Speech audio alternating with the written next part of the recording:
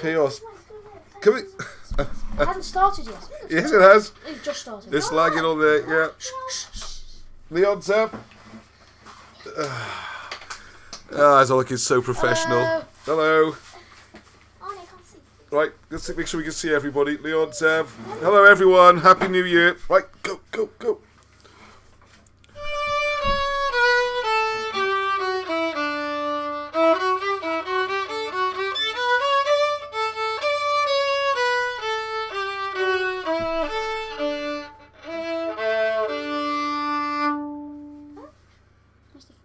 What do you mean? We're doing January, come on. Yeah, that's the other one that Mummy told me.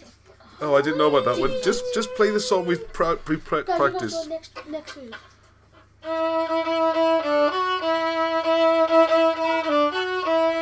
Just bear with us.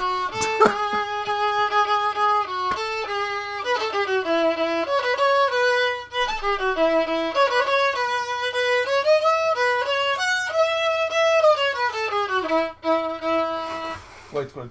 January beats the drum. What's past and what's to come? January the future time can tell. January knows the fight. All the resolutions held and tight. January simply me. Open the given to a There we go. Oh, well, that for a start to a show, eh? Fantastic. Vendigating. Happy New Year, everybody. There we go. January rings. What's it actually called? January beats the drum. January beats the drum. Yes. January meow meow meow. Christmas. Thank you. January beats the drum. That's not the words. Where? It's not there. Look. Oh yeah. What has passed and what's to come. January rings a bell. Hear your future's chimes we tell. Ooh. January blows a pipe. Holding resolutions till they're ripe. I've been singing this wrong for years. January, sing we're clear, open the gateway to a bright new year. Alright, there you go. There you go. Oh, I bet if I did a dance as well. Yeah, thanks, Gavin. Yeah, I'll remember that next time. I'll kind of do, I don't know what's suitable for that, a jig or something. Oh well, that's only once a year, that song. We'll have to wait a year for it. Can you believe it? 2021 is here. 2020 is gone. I'm sure no one's going to miss it too much. So a few hellos, loads of people online. And actually, can you hear this okay, Aaron? Yep. Yeah, we can hear it. Great. I did the schedule in advance. I had a practice run this afternoon. Got the whole show ready. Whoop. Something just popped up on my screen. I can see the comments. I feel like we're off to a good start in 2021, okay? Nothing to do with resolutions. The last resolution I made was years ago, and I made a New Year's resolution. I'm not going to make any more New Year's resolutions. So I can't keep that without breaking that, if you know what I mean. Right, but anyway, I have got plans for 2021, and that's what most of this show is all about, as you will see. It's going to be a summary, quick run through all the Wilson and Blackett books, because we kind of I have drifted away from them slightly in the last few videos. Which reminds me, I hope you notice, I'm going to try and get a video up just about every day, just short ones. And I'd like in the comments, please, if you can give some ideas what time of day would be the best. They're only going to be 10-15 minutes. It doesn't really matter. You know, you can watch them whenever you like. But I thought, would say 6 o'clock in the evening, so when people come home there's one waiting, and the people in America, when they wake up, it'll be there, or some other time, or any ideas, because what I'm going to do is record them in advance and schedule them, or schedule to a set time every day to get people into the habit, and me into a habit. So please feel free to look at comments, and have a look at the ones from this week. They're only little 10-15 minutes, usually it's readings from old books, 1880s, I'm going to do more readings from Wilson and Blackett's work. It's generally stuff like that, small bite-sized topics. The response, feedback has been great. People like them. And it won't affect the Sunday show. Everyone says that. I really like the little 10-minute shows. As long as you don't stop the Sunday show, can you do more of those? Anyway, hello Johnny Nigma, let's hello Di Carey, all the regulars are here. Great. Jardin, Andrew Whelan, Alan Reese. I bet there's another Alan in there. Yes, Alan Griffiths, here we go. Hello everybody, Happy New Year. Steve Frankham, David Mosley. Oh, Dav. Oh, the New Year, Pobes. That's a kind of German Welsh, is it? The New Year, Pobes. I like it anyway. And thank you very much, David. I was going to send you a thank you. I was going to mention it on the show. He sent me a brilliant book, which I have right here. So thank you for that, for my little bonus Christmas present, which is The Ancient Paths by Graham Robb, I think. Which I think people are aware of this. And this goes back to the really ancient times, thousands of years ago, when you can see how people walked around Europe and Britain, and how the roads might be far older than we think. Alright, so I'm looking forward to reading that. Thank you very much. And I've got a couple of other little presents from people, which is great. I mean, it's just lovely. And I hope everybody else is making lots of friends through this. And we can't get together at the moment, which is a real... so frustrating. Because, well, as well as me, I was booked in to speak at various things, like Megalithomania and some other functions. I was also organising an event where I had Alan Wilson and Blackett on board. Venue arranged in Newcastle. People could have come up. We'd have had it wouldn't have been an expensive thing, maybe about £30 a head, which would include the meal and everything. Okay, it wasn't. It was a chance to meet the great men. Dare I say it before we leave it too long, you know. And that was going to be coinciding with Baron's birthday last year, which I've forgotten written it down somewhere, April or May. And Alan would have probably made a speech. He had a chance to join them both, have a meal together, and things like that. Alright, so anyway, there's still going to happen, those things. We just have to get this blasted lockdowns over and whatever we have to do. So it does hold those things up, but it doesn't stop us doing things online. Doesn't stop us doing, all the plans you'll see there, the publishing plans and that. Right, now there's so much jammed into tonight. Oh, hello, Janet. I think Janet was once saying, I've got to promise not to show the cakes too much. This cake, yeah? I can go for some cake. You go for some cake, Arnie, is it? All right, we'll have a little, maybe we'll have a little half-time, you can see I've done quite a good job demolishing about half of that. It's great, and it's dairy-free. So all those people, thank you, one little thing, people concerned about my breathing issues I was having. It was some sort of asthma or something, and I was recommended by Patricia particularly, and I think Janet and Mandy, so thank you very much. Get off the dairy, avoid the dairy, and I love dairy. Oh, and the boys have been eating chocolate and biscuits and things, and I haven't. Look at that, clear as a bell. So it's especially made for me, unlucky Arnie, because it's completely dairy-free. There's no butter in this tish and that. No cow milk was harmed in the making of this. Anyway, right, we have got so much to cover. I'm going to get straight into it, alright? Hang on. Says he with... I love it being prepared for once. It's like so unusual, isn't it? Right, hopefully. You now see the Wilson and Blackett thing, which looks really weird, white out of black, as it were. Alright, so hopefully you can still see me in the corner. Brilliant. Yeah. Now, what I'm going to do is I'm going to go through all the books. I've got all the Wilson and Blackett books that they've written here, okay? How strong are you feeling, huh?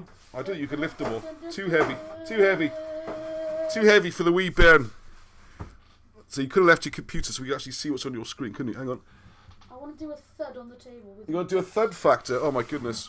Hang on, can you see those on this picture? What's my mouse? What's it? I'm not sure, and the way everything's gone wrong in our previous shows. Okay, I'll just put it down. I don't think this is a good idea. There we go.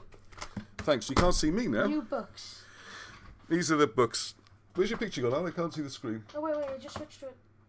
Arnie's now watching No, I just switched. some YouTuber playing a stupid Purell game, Dad, alright? it's working. Okay. Alright, hang on, let's just put them there for a second, just to give you an idea. There's my exercise for the day. Oh, God. Okay. Thank you, Arnie. Put those back a minute. So I'm going to whiz through those books and all the new books that are coming up this year, okay?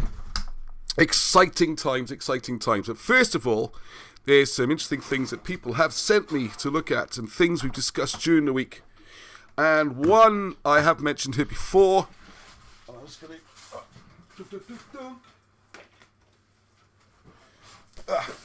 It's not too late. There are still a few calendars left. If you get hold of Karen, These are fantastic. That's one of the pictures there. And if you go to the website, as you can see, cardiaikaren.cymru, I can open this on any page. They're absolutely stunning. And we're going to try and do a joint Britain's Hidden History calendar next year, which would be super fun. Is that a mushroom stone? It looks like a mushroom. It does, doesn't it? See, I think that's called a dolmen or a cromlech. You usually find 3 stones balanced underneath. And the funny thing is, you know what's really weird about these stones that people don't notice very often, and it's definitely the case of Pentre Ifan, is that quite often only 2 of the stones are actually holding up the top stone. They look like all 3 are. But when you look really closely, there's a tiny gap. And it's just 2 of them. In this one, I would guess, and this is totally a guess, that stone might not be a supporting stone. Why they did that, or anyone knows about it, who on earth could possibly know? So I'm going to quick plug for Karen there, because she also does greetings cards in Welsh. It's great. They're just beautiful. And I was going to go to the website and show you all our other things, but please go there. I will add all the links below in the description, but it's easy enough to find. Just Cardiae Karen, yeah, Karen's cards. So, but as there is so much to go through, and I have to whiz through, and I do apologise in advance. Because another one here, look at this. This, almost as hard as my knuckles. Look at that, fantastic. And one of our members has started doing these, and I 100% cannot support enough people who use initiative and get out there and do something, and that's very much the theme of tonight's show, as you'll see later. So here's this. It's solid slate, I believe. And Dixie, who's in our group, is brilliant. There's a name on the screen. It's Dixie Plaque Space Ing. That's not a typo. If you go to Facebook and look at Plaque Ing on the slate, he's got I do loads of different designs. He'll probably do you a custom one if you want to know. Now, the ones I'm showing here, can you see the mouse on the screen? You can't really, I don't think. Alright, well, top left is pretty much like this one. And what you see there, the chalked out version is before he carves it, alright? So he does it, it's all done by hand, and it's in relief, which means that the bit you're looking at is sticking out from the background. What's wrong? You see me okay? What's your favourite Wilson and Blackett book? Which is my favourite. Oh, right, that's a bit of we'll come on to the books in a second. We'll go through all the books. Instantly tell you. Oh, okay, all right. So there we are. So there's, so this is relief. So the dragon itself stands out. Yeah, we'll go through all the books. This good, well-timed question, that is. And so what I was going to say is these are available. He's doing them on commission. I know he's had, with no publicity at all, a load of orders in. Bottom left-hand corner. This is ideas. It's at the moment he's drawing out ideas for a Britain's Hidden History one. Absolutely packed with imagery on there. He's going to try and add in the lion's stone in the background. Oh, he did tell me all the bits mean. I think the far back is Anissa Bull, 2 in a glow, where the Ark of the Covenant's supposed to be. And you got the crosses, you got all sorts, alright? The shape of the hills, everything is significant. So we're going to have that one. And top right, you see Portrait Wilson and Blackett. Now, what I think might be an idea, you could put your house number on it or something like that and put it outside your front door because it's weatherproof, it's slate. So one of these, we'll do this next week, we'll announce it. Dixie had the idea, he's going to donate one of these to the cause, as it were, to the Britain's Hidden History cause, and we shall raffle it. So I think the one in the bottom left-hand corner might be most suitable, or the Portrait Wilson and Blackett. So please pop up on the comments there which one you think.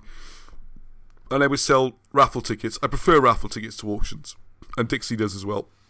Because auctions just end up the highest person bids the highest amount. Whereas raffle tickets, the more you want it, the more tickets you buy. But everyone's got a chance. They're like Willy Wonka.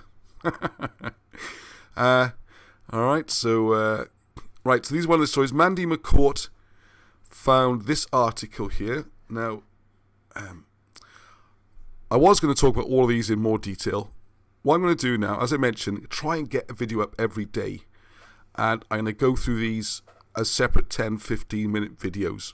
Alright, so look out for those. Like I said, please leave on the comments what sort of topics you'd like, what time of day would suit you, that kind of thing. Any feedback on that, all right? They're going to be low production. What I've discovered doing videos, like the one I put out earlier in the week with Stephen Pigeon, which I've had that filmed for well over a year, is in my mind I was going to make an hour and a half spectacular. It's going to have graphics and pictures and music and all sorts of things. And that'd be wonderful, but we're so busy, they don't get done. So what I found does get done is if I make a simple 10-15 minute video with a few images, just to give a flavour and some atmosphere, and then I just talk to the camera and read or something. So hope people, let's see what people think of that. Just turn this around a bit so I can see the comments. Right, is that the Adrian Gilbert mentioned cross? Right, this cross here, sorry I didn't say anything, I've got to say something about it, haven't I? This is the cross at Nevern, and sorry, for all those people who are new, just to explain, the Britain's Hidden History project is largely based around the works of Wilson and Blackett, who you might have heard of.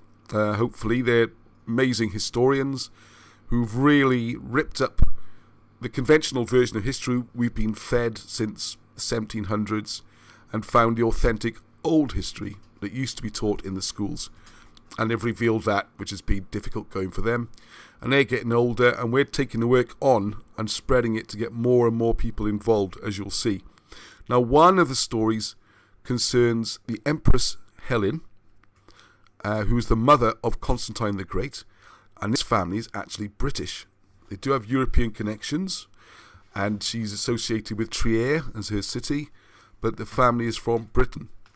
And one of the things she did, very famously, was go to get the Holy Cross. So I blocked out Mandy's name, top corner. Mandy McCourt sent me this article. It's already written about. It's in Wilson and Blackett books, and it's going to be in more books to come. And I've done a video on it. If you go through the video collection, it's just called Helen of the Cross, I think. Just scan through the videos. The story was she brought the Holy Cross in a box and brought it back to West Wales. Now, where this has got interesting is if you see the picture, the top half of the cross is carved into the cliff. Very much like Dixie's done this, where it's in relief, where the background's been carved back, and the picture itself is prominent, like the cross is. What's doubly interesting about this cross in Nevern is the bottom half is cut into loose stones. So it's been walled up, and if anyone disturbed it, you would see. Now, the story that Mandy's discovered is that, as I think we know anyway, back in probably the 90s, when Wilson and Blackett published their book revealing the secret behind this cross, some people went down there and did make some holes and seemed to have pushed a camera in to have a look, and they discovered another wall 3 feet further beyond. We know through scanning devices that there's tunnels and links, and it would seem to be a ferrous object, and the whole story seems to check out. And CADW, who is the sort of English heritage of Wales, they saw about this activity and what was going on, so they made this a scheduled monument, put it under protection, which means nothing can be done there at all. So I don't know if it's better or worse in a way. What would be nice is if some proper organised activity was done there, and very carefully make a gap somewhere and have a look to see what is behind the wall, or come in through the back from the top, anything like that. Different ways of doing it. But for the last, it's almost 30 years now, that now sits sealed, and the mystery's not solved, and Mandy's got some more updates on that, and I will be doing a video hopefully during the week. Okay, so thank you for that one. And this I really want input on. Anybody, this is, and I have to go to this website, aren't I? Right, I'm not going to do it tonight because, as you'll see, with the whole schedule of the books, it's a huge thing. So I'm going to have to make short videos on all of these. There's two sides to this. Thank you to Jeff for finding the article. And what you're looking back is the significance in the astronomy of the Seven Sisters stars. Now, what struck us as well is that when you look at these stars, the name of them, the Seven Sisters, there is a place near Neath in South Wales called Seven Sisters. Now, the story is there was a local merchant not that long ago, I don't know, 1840s or something, and he was quite wealthy, and he had 7 daughters, and he couldn't get them married off, and he set up this place, and it became named Seven Sisters after the seven sisters he couldn't marry off, which you'd think would be seven daughters. But it strikes me as one of those stories which doesn't add up. It just doesn't seem right. And when Jeff sent this through, mentioning the myths about Seven Sisters stars, how old they are, I'm not so interested in that side of it, but what I am interested in, would like people to help with, and we have people in that area, is see what you can find out about Seven Sisters Place, because it's very near to a place called Colburn, which is tied in with the ancient writing. And as we keep finding more and more all the time to link Britain, not just Wales, all right, England, which reminds me of something that came in today about an English place, that we need to, it was no surprise to find more and more of these names tying in with what's going on. So I'd like to know the original Welsh name as well for that. So we've got Seven Brides for Seven Sisters. It was a film too, yes? Yeah, oh, don't get me on 50s musicals. Specialist subject. Anybody on the Garth last night? Seen some lights up there quite late. Oh, right, okay. By the way, you don't need to shout. Oh, he's got the headset on, so he's... so he's got the... Oh, you want to be here on there? Oh, okay. Yeah, no, you're quite right. Good idea. Was anyone up to Garth last night? Yeah, I don't know. Obviously we were up there in the day. Was that yesterday? God, it was ages ago. Pardon? We were up on the Garth yesterday, weren't we? Yeah, in the day. Yeah, we had a good play on the Garth. So that was good fun. I bumped into Tim up there, as you will see on the videos. So right, so I'm whizzing through these, as I said. Now here's one for this new year. Thank you, Patricia, for sending this. This was posted on Facebook. And I'm putting the links up. If you want to pause and you type all that lot in, you will find the original article. As I say, my original plan was to log around going to all of these, but there's too much. So I'll just read this out quickly. So our new year begins with Jupiter and Saturn still relatively close to each other after their great conjunction. I hope everyone saw that. I was flagging it for months and weeks, and we had the most beautiful view of it from my bedroom window, and the sight on Christmas Eve just after midnight was absolutely was emotional. It was stunning. I mean, first of all, my bedroom, you can see the Garth Mountain in the winter when the trees lose their leaves. You can't see it in the summer. It's one of the great things about the winter. You can see the Garth, the hill, with the three bumps on it, which is said to be the belt of Orion, okay? And then right above it, perfectly aligned, was Orion, the constellation.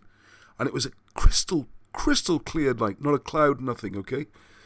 And I could see the 1, 2, 3, the belt, almost above the Garth. It was fantastic. And then I could see, Rigel and the Betelgeuse and all the stars perfectly matched out. I've never, ever been to astronomy and stuff. This has all happened in the last year, 2 years, doing this stuff and finding out more and more and more about the star mounds and how important they were and all that kind of stuff. And it was stunning. And then right next to this Orion, right there, we had Jupiter and Saturn in conjunction, which means they were overlapping each other. And it did look like a sparkling star. It's so weird because you can almost see it's two. And there's something about the way they cross over, just puts out those little white lines like you see on Christmas cards. It looked totally different to the other stars. So it was amazing.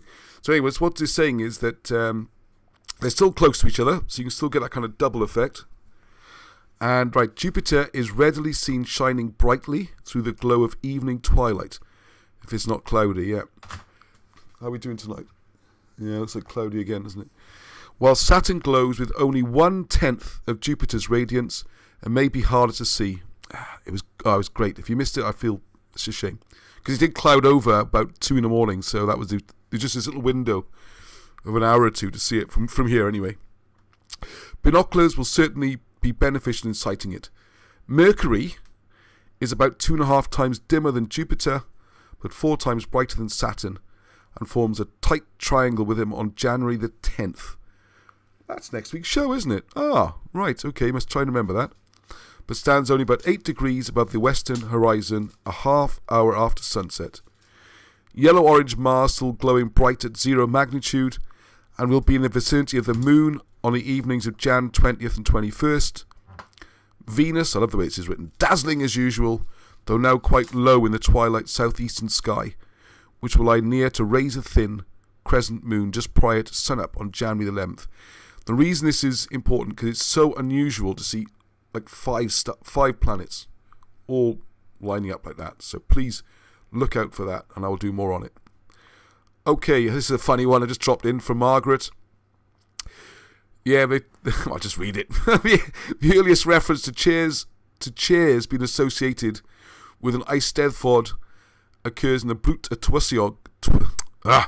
Tywysogion, which is the Chronicle of the Princes, which described an event held at Cardigan Castle in 1176. Funny that, considering Iolo Morgannwg was supposed to have come up with the idea. If you don't know, Iolo was supposed to forged all this about 1800. So there's a very, very elaborate hoax that went on for a couple of thousand years with the Colburn and everything. But that's for another day, just to amuse me. I put that in. Thank you, Margaret. I promise not to show the cake too much. Now, this is worth its own video, and this is what I was going to talk about tonight. And I thought I'd do a special New Year thing. And that is, John Coyne posted this. This is an amazing article. For many reasons. Now, it comes from the Otago Witness, 1880. So it's in New Zealand, if you're not sure where that is. And what amazes me is that this is like a newspaper, and the intellectual and academic level of it is just remarkable. It's absolutely remarkable. The whole newspaper. And that's why I want to talk more about it when I got more time. How are we doing for time? Yeah, I need to crack on. This article runs pages and pages, and there's amazing stuff on there. Do you remember on even the advert for the farming equipment we were reading? Bradbury's sheep dip. Bradbury's sheep dip. We had to read the paper. It's just brilliant. Because I did laugh. What do you think, Brad? What do you think sheep dip was, Alan? Can you... Before I read that, I thought it was you get like lamb chops and you dip it in it as a sauce. There we are. I see. Throws a dip for bits of sheep that you could eat. Rather than obviously a dip for the whole sheep when it's still got its wool on. Because generally we call it mutton or lamb when we eat it. But yeah, it was funny. It took about 3 days before I realised he's got a dip for the sheep. So the wording of the advert even was beautiful. The grammar and the good words they used. So the testimony which we have already examined seems to be conclusive. Oh, this is part 3. Why have I put part 3 on screen? I don't know. There's a whole series. And the whole series deals with the Welsh migrations. It's amazing. The Cymru migrations. And it also touches on the Irish migrations. And the amount of research and everything has gone into this newspaper article. It just shows you how dumbed down we've become and the world's become. Because Angie and I read through that article, and Angie's managed to copy and paste the whole thing into one big piece, which we'll try and make available somehow. But for now, to give a flavour, the testimony which we have already examined seems to be conclusive as to the movement of the children of Israel, or the Beth Cymru, being from Assyria into Media and thence the Crimea, whence they subsequently passed over to the northwest of Europe, resting for a time in Denmark. If Dav is watching this, that would tie in with the Cimbri perhaps, and then crossing over to Britain. So he's got them taking a land route in this article rather than the sea route.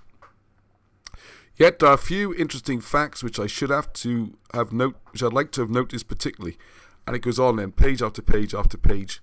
The details, the evidence, the story. This is the kind of thing people used to discuss 100 odd years ago. It wasn't like some bizarre conspiracy theory or, myths, legend stuff. So I will come back to that, all right? So this has become a big trailer show, isn't it? And my cousin Neil has discovered something that maybe you're aware of, I wasn't, which is the Boston manuscript. And this is something that Fair Play, the Library of Wales, has bid, I think it said £500,000 to buy this from Boston. And it appears to be like a law book that possibly a lawyer would have carried around court to court. So it's interesting, it's in New England. And the Library of Wales bought it, and before they restored it, they carefully took the book apart and scanned it all. Now I notice it's in sort of Welsh, but it's very different to modern Welsh. Very difficult to read. If someone could look at that, I'd be very, very grateful. It is all available free online. And John, who I want to talk to about, he's already translated another major piece of Welsh work. And I think he'd be the man for the job. So please have a look at that and look out for more about it. Because it's based on the writings, or the laws of Hywel the Good. It's the very old laws. Right, on to the main subject.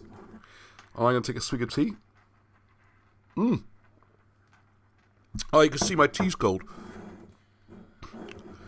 Right, Arnie, you're going to need to put some boiling water in here and show people then. There's my stars, right? Just the stars, you can see those. Could you put some boiling water in there, please? Sure. It's a magic mug, which I'm sure you've worked out by now what it does. Right, anyway. People have been asking questions about Wilson and Blackett's books, and I realise it's something, although it's kind of the main reason we're here in many ways, it's something I haven't really spoken about very often.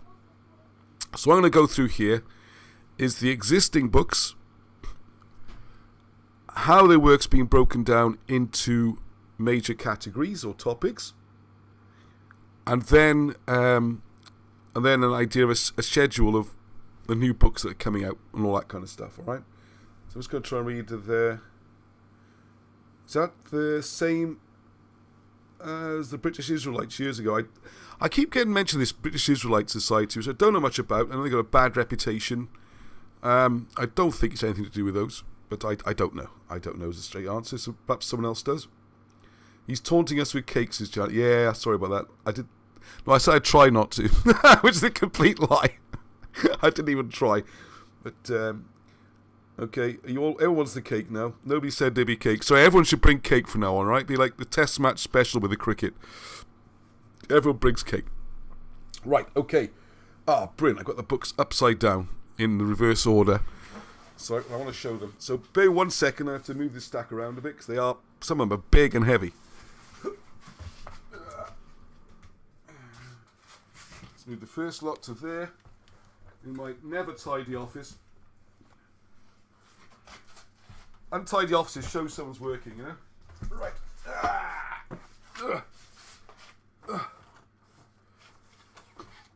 Okay.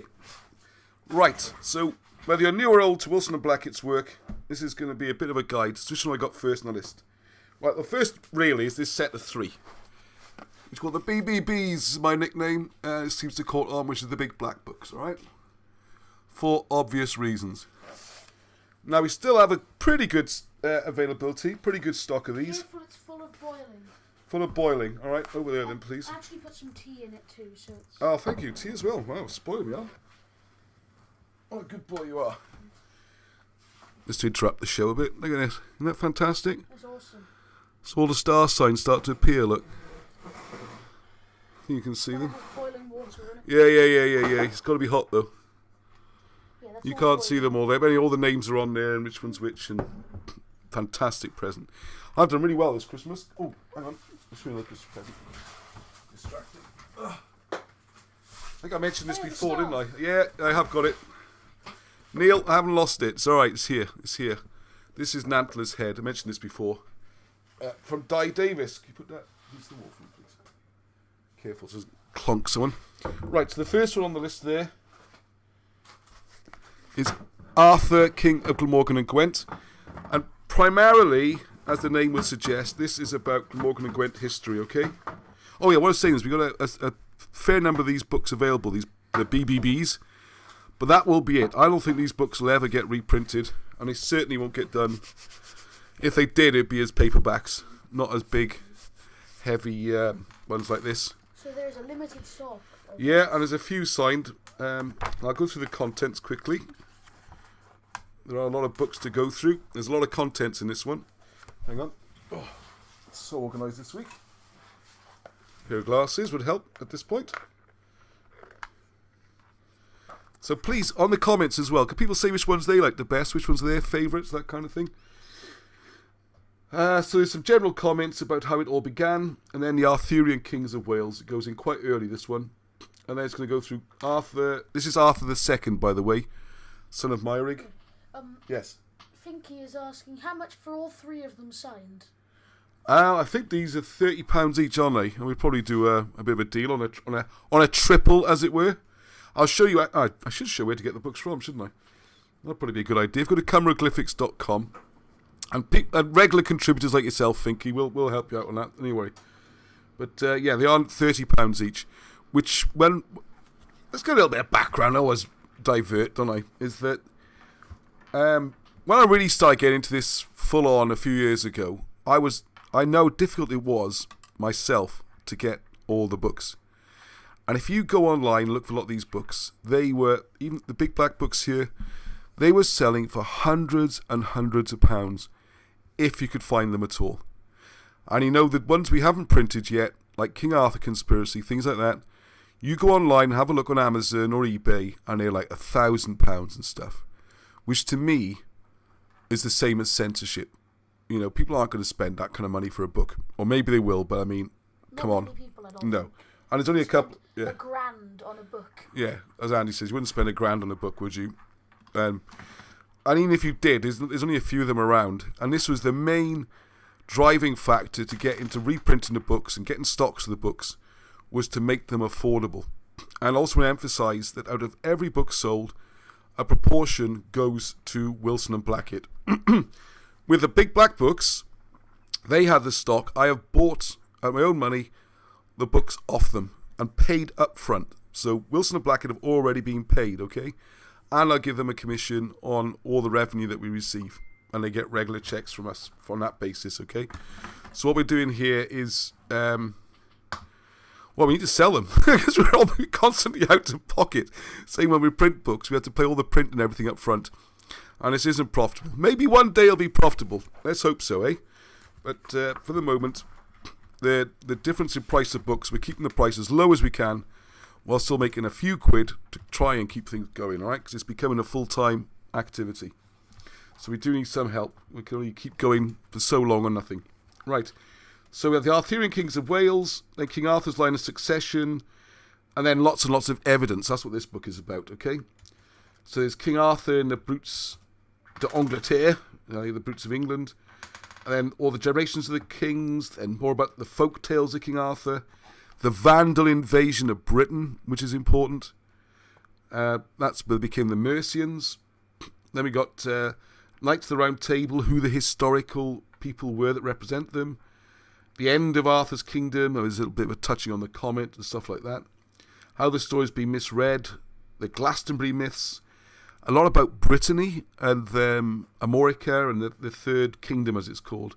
The evidence in the holy places. So it's a good all-round book. It's beautiful. It's huge. It's a big A4 book, packed with fairly small text and loads of photographs. So there you go. And when they're gone, they are gone, all right? So you want to get hold of those while you can. I'd rather people in the group got them if they can, please. Just for your own benefit, no hoarding and all that kind of stuff, okay? That's happened before in the past, and we don't want to go through that again. Right, okay, what have we got next? Charters of the Kings. Right, this.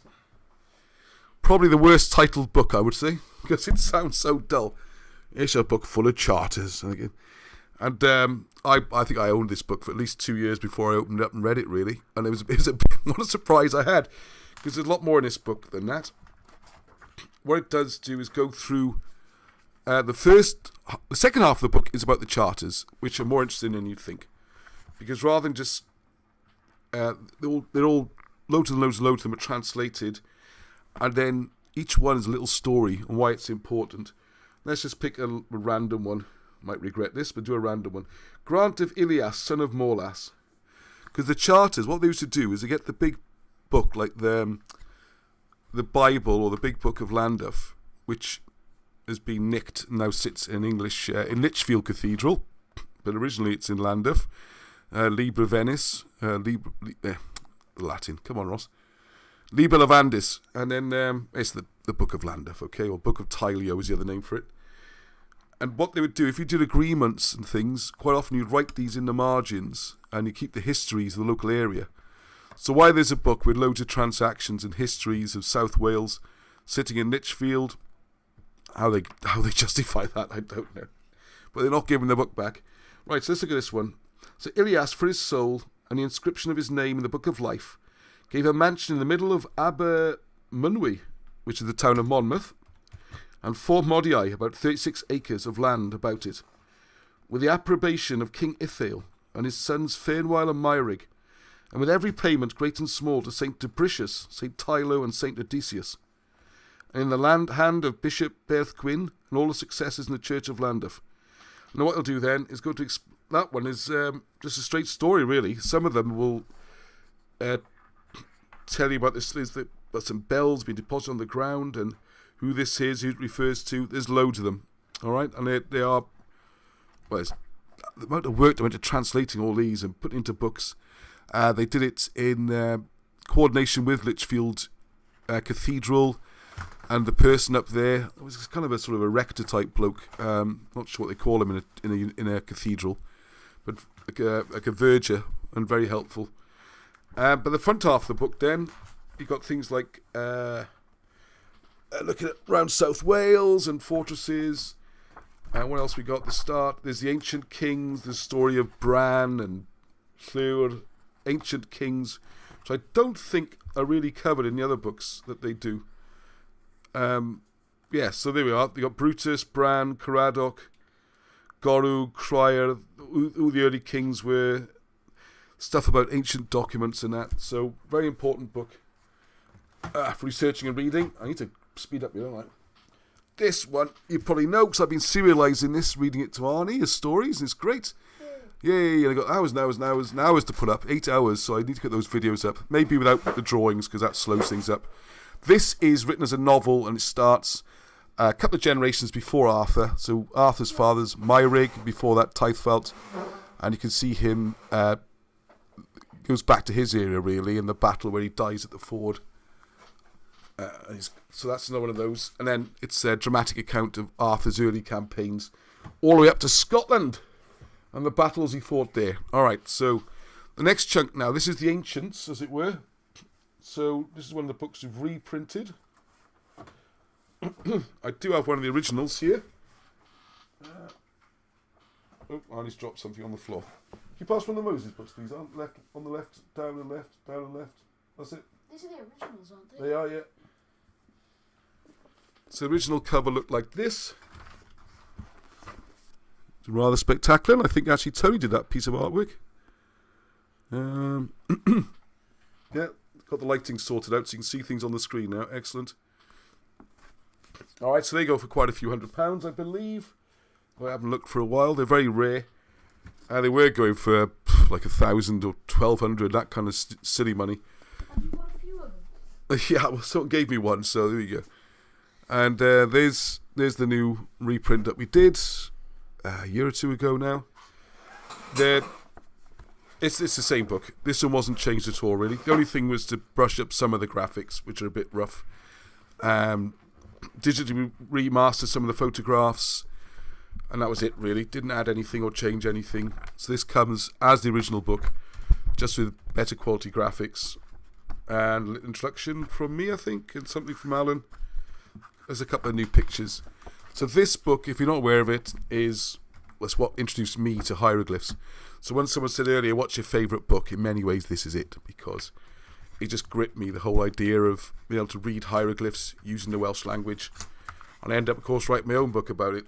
And hopefully, second edition is now done. It's just with your proofreading and stuff. It'll be out in a few weeks.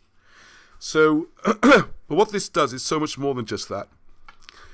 This goes through the whole chronology of Near Eastern history. It's just incredible. This is like 4 major, what should be award-winning pieces of research.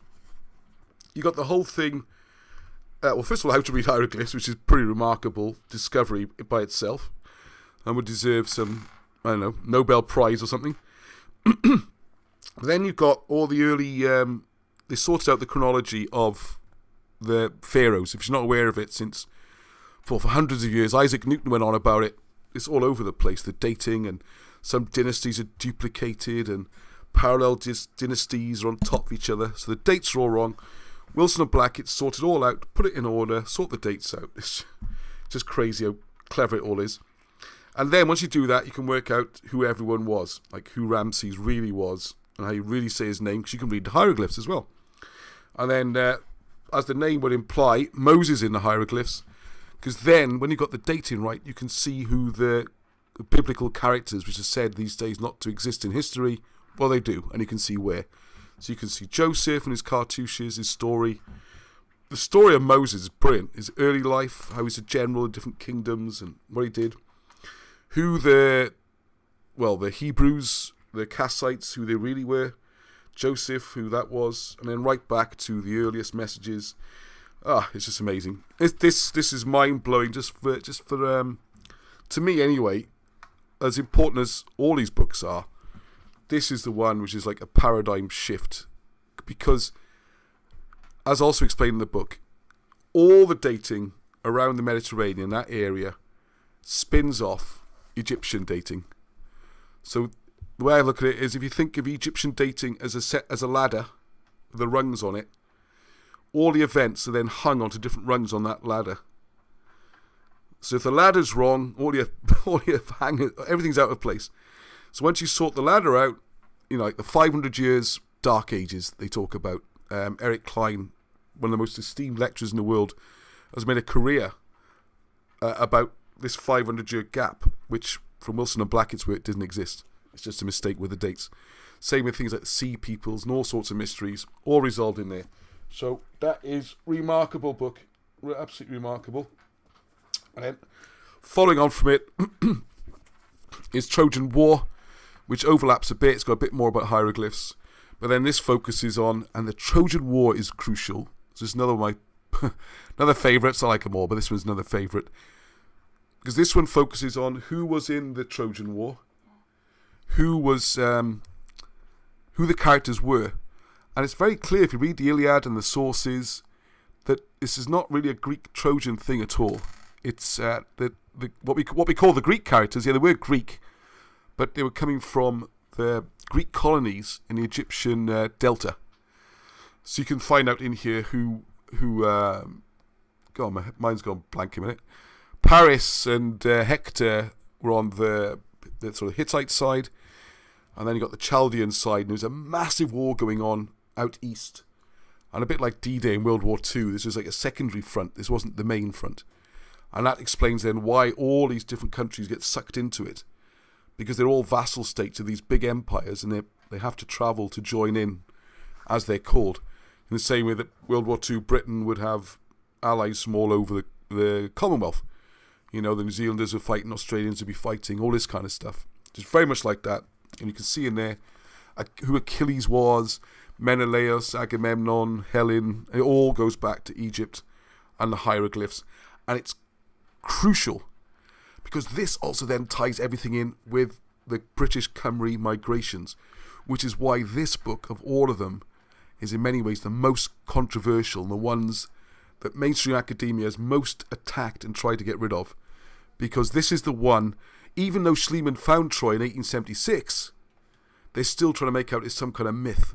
Whereas you look at Britain, all over it, London used to be called New Troy, Troy Noventus. There's Troys all around east of England. There's Assyrian names and Babylonian names, which reminds me of the person I didn't talk about just now, who sent me ordered one of the books, and I noticed on their address, I got this all from memory now, their address is Earlsler Hatton, I think, Earlsler Heaton, which is in Dewbury in Yorkshire, West Yorkshire. Now, Dewbury is interesting for a start, because and you can check this on Wikipedia, Dewbury is thought to come from the Old British for Dewi, buried. Dewi's one with God. It's not David, as they say. It's that would be David. So Dewi could be someone important, and Dewbury, same as we got Arthurstone and Oldbury being places where King Arthur I is buried. Dewbury is interesting.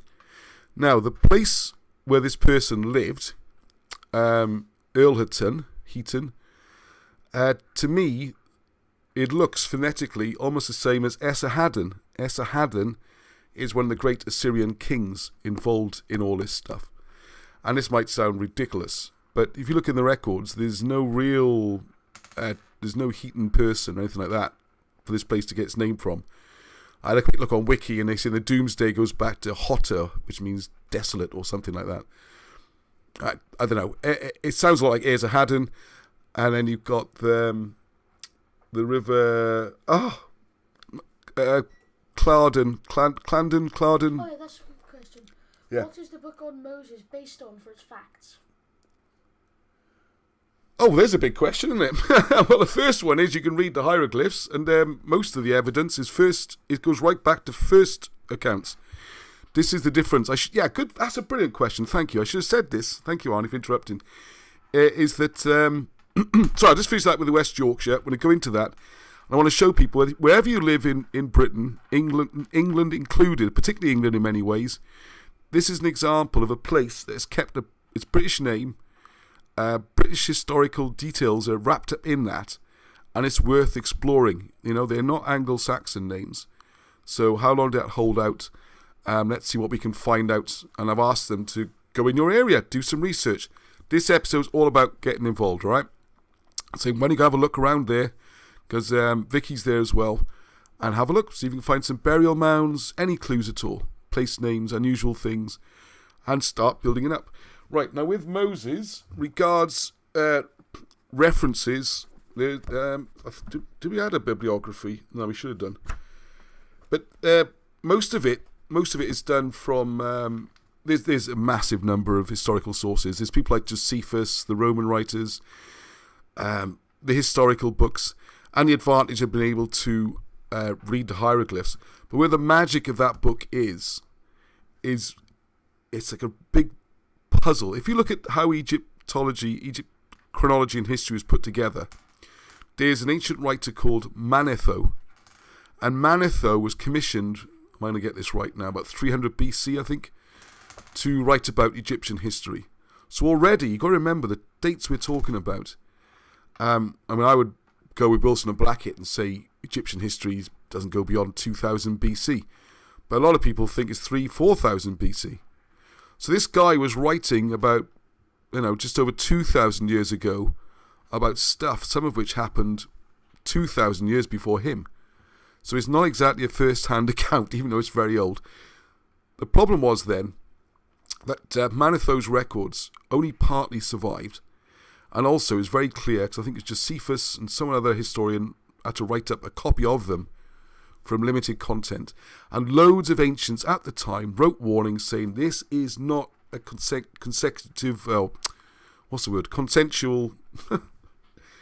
one after the other list, alright? I'm a bit tired tonight.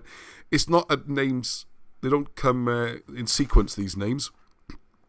Some of them are in parallel, and some of them are repeated with different names. This has always been known. This has been known for over 2,000 years. So Isaac Newton wrote about this.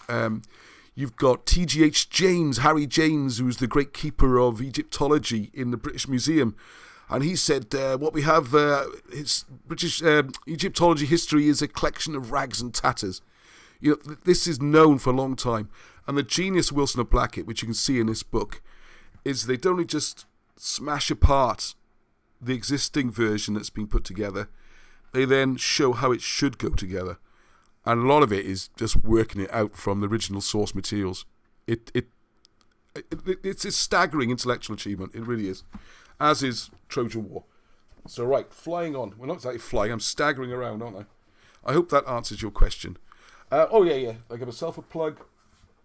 Then based on, as I always say, what they show you in their books with the hieroglyphs is how they read the hieroglyphs, which is incredibly impressive, but it might be still difficult for anyone reading it to learn. So my book shows you how you can learn hieroglyphs, and I came up with this name, Cymroglyphics, which Alan quite liked, which is the big relief, as it's on the front of the book. Anyway, this one's sold out. Is this your copy or someone else? It's probably one of my son's copies here. Oh no, we might have one left. Oh, no, here we go. Oh, we might have one left. Sorry, I thought they'd all gone. That's a signed one. Oh, I thought they'd all gone. Here we are. Might have one left. I should keep one really, but because my copies are battered. Yeah, they've all gone anyway. Might be one there apparently, because let's keep you one nice one.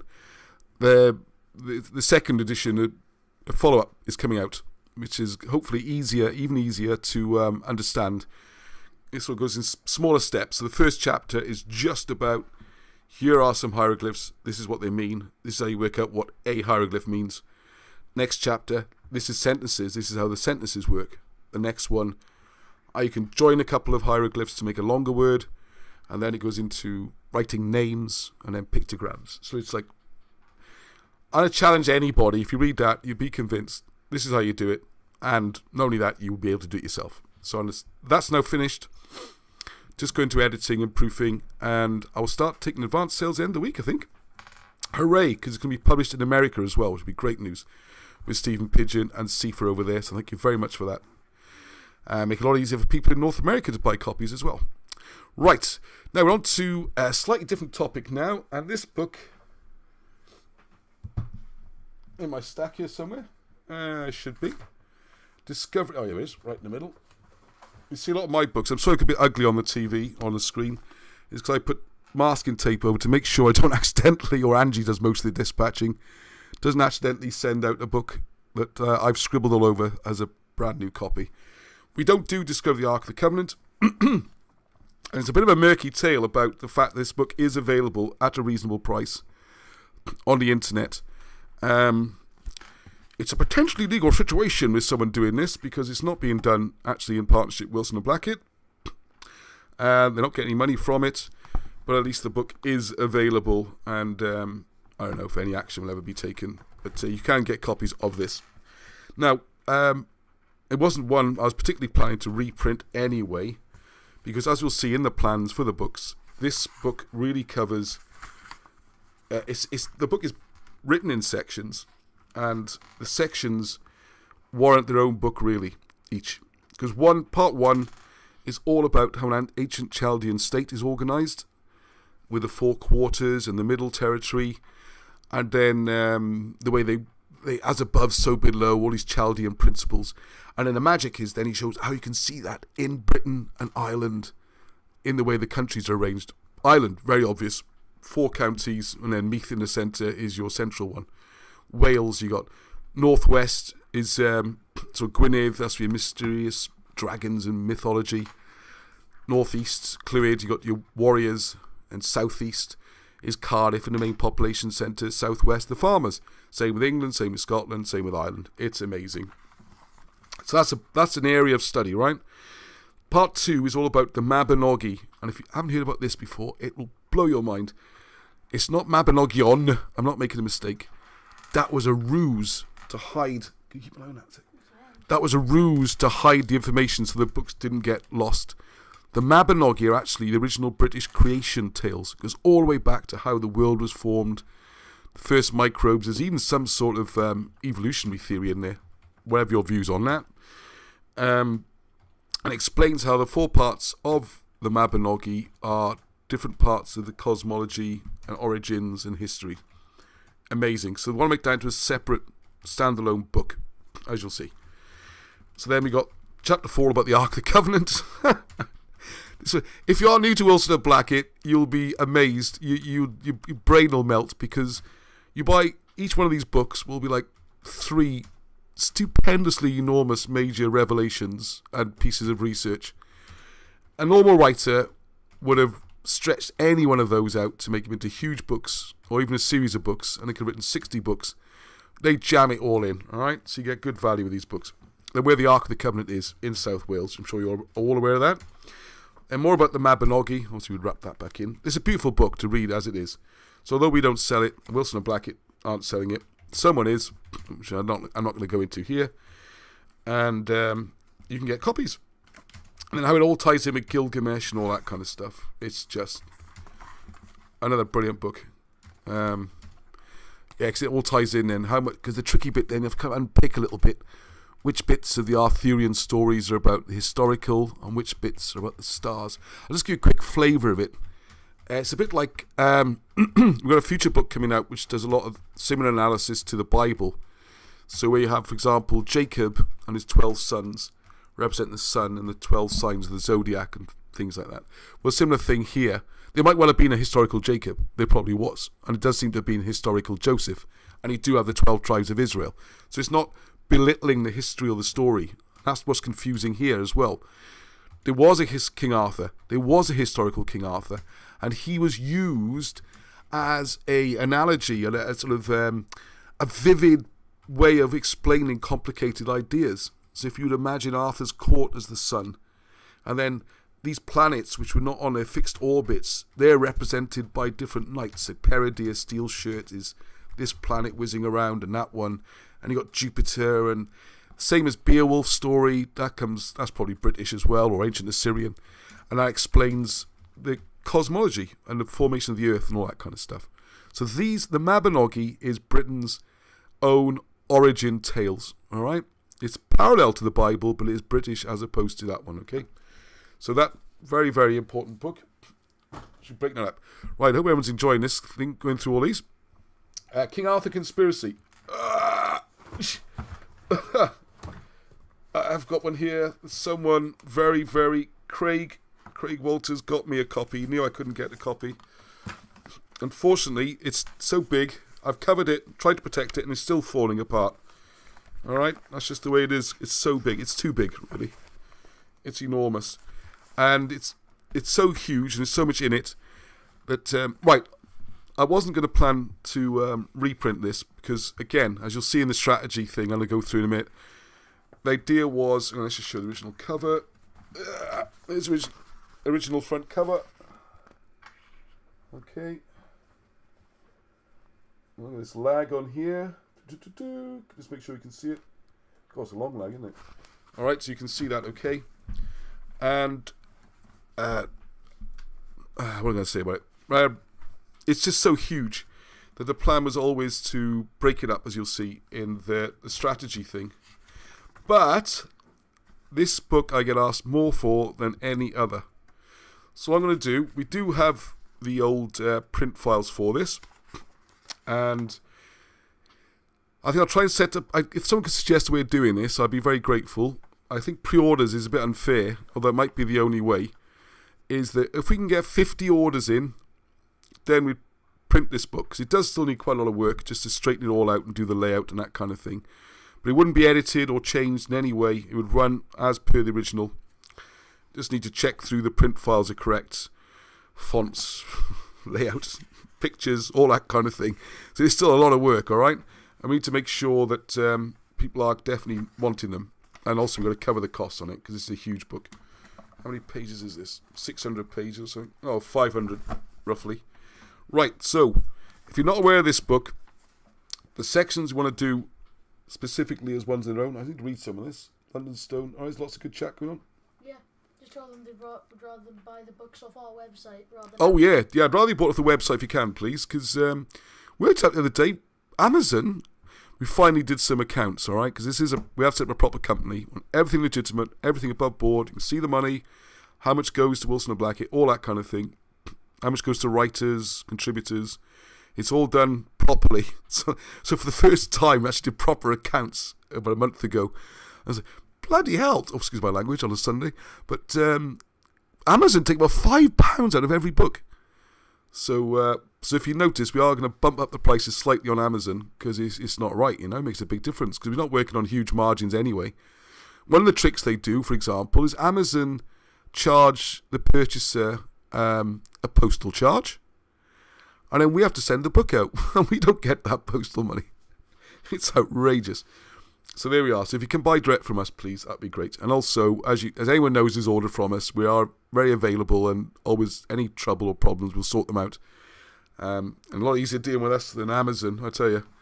Good luck. Right. So the main thing with King Arthur Conspiracy... there's a few things again, like all these books, they're so huge. But the main thrust is all about the migrations to America in the 6th century. So the story is, if you've seen the greeting card I made of Mordvran, is the cormorants. So Madoc Mordvran, cormorant in Welsh is like a sort of a sea crow. So you have, the story is that after the comet struck around about 572, he's either driven out to sea or he went out to sea to find new lands, and he's ended up going all the way across the Atlantic and discovered America. somewhere near Ohio Delta or the Ohio Basin. So he's up the Ohio, so you got the Kentucky, so you got the Old Kentucky Society in America, run by Lee Pennington, and other good supporters over there. Sadly missed Jim Michael, people like that. Looking into the caves and the writing over there, like Battery Cave. I always get that name slightly wrong. I think that's right. Grave Creek, always various other places. I've got inscriptions on the walls, which Alan Wilson and, mainly Alan on this one, went across in the 90s and deciphered it all. He worked out what it said. You can read it using the old Welsh Colburn. It's the same system, slightly modified, but the same principles, the same words, the same basic structures, and he could read them. And it was making fantastic headway, getting big headlines, and then, for reasons I do not understand, and don't really want to look into too much, the Welsh academia torpedoed his tour. He had a speaking tour, and they sent, they retracted everything afterwards and apologised, and it wasn't fair and it wasn't true, but the damage was done in many ways, because as Alan was appearing on radio stations in America, doing interviews, and it all got sent a release saying, these guys are crooks and it's all made up and they're frauds and all that. And it really was dreadful what happened. And I think if you look at some of the lectures, you'll still see, all right? I think they're in the videos. You can see, so anyway, what this does, this book also shows how Wilson and Blackett, this is more Alan again, because he was working in Italy as he designed shipyards, the whole yard, even his master brains before they had computers. That's the kind of person he is, okay? So the whole layout of how they're going to build the ships, where the supplies are going to come, all that kind of stuff. He's working all out, master planner, which is where a lot of his money came from to do this, of course. Anyway, so it's how he worked out Etruscan, and a similar thing over there, very frustrating. He translated loads and loads of Etruscan texts, and yet if you look at the official sources, go even Wikipedia, wherever you like, you'll find them there saying they still can't read Etruscan. And it's like, yes, we can. There it is, and it makes perfect sense, and it reads like a language, and it's not difficult. You just read it, it's the thing with the hieroglyphs, right? If it took 30 years to learn, and you got to be a genius and do a degree, what bloody use are they? How is people going to walk past and know what you've written down? It's pointless. Same with Etruscan. Once you know the system and the language, it's fairly easy. Well, easy is a bit harsh, because the language to us seems very strange, but if you spoke that language, sort of an ancient version of Welsh, then it would make sense very easily. Anyway, so that covers a lot of this, is in this book. So already got the book all about Etruscan, all about American migrations, and you got stuff like the myth of a Roman Britain, and then this is the trouble with their books. They are a bit jumbled up, because then you got about Arthurian dynasty, you got about the myth of Romans, then you've got the bit about migrations to Britain, and then another area which I'd really like to look more into, I find fascinating, is the similar cultural references and stuff in North America to South Wales. Like you've got the snake mounds, which ties in with Patrick getting rid of the snakes and all that kind of stuff. And then the Dead Sea Scrolls, local records, there's tons of stuff in here as well. It is a fantastic book. So we can get 50 pre-orders. We'll redo it. Otherwise, don't panic. Just wait until...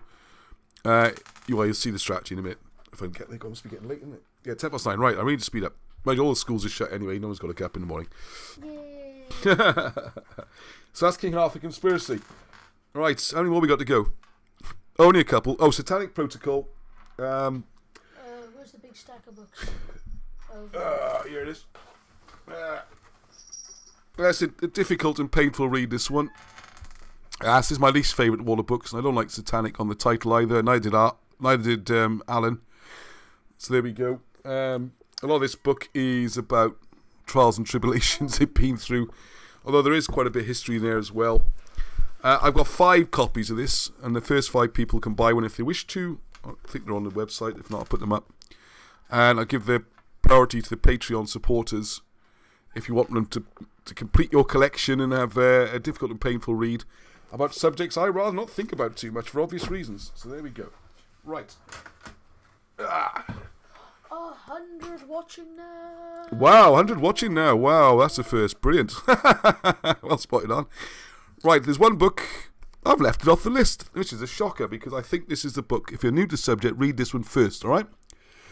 Arterius Rex Discovered is fantastic. This, I don't know who published this, I should check. But this book is, I would say, the most professional of the books. It's beautifully produced, it's well edited.